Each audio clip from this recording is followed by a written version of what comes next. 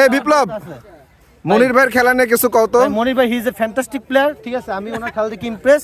এটা যদি জানতাম তাইলে আমি মনির ভাইয়ের জন্য আপোস্ট রিকোয়েস্ট করতাম আর কি সবার কাছে। এবং রাহান ভাই ওয়াজ মানে fabulous in the first through out the innings. আমাদের ব্যাড লাক ছিল, কিছু করার নাই। Very good. যদি না জেতানো হইতো ভাই, তোমার কিন্তু ফাঁসি। মেজর সাহেব কি অবস্থা কোন তো?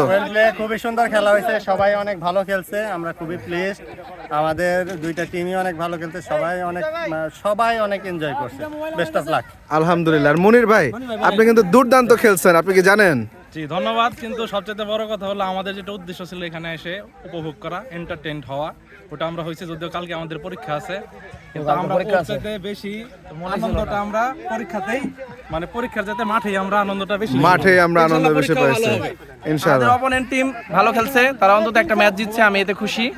আমরাও অনেক খুশি আমরা একটা ম্যাচ জিততে পেরে। Very good.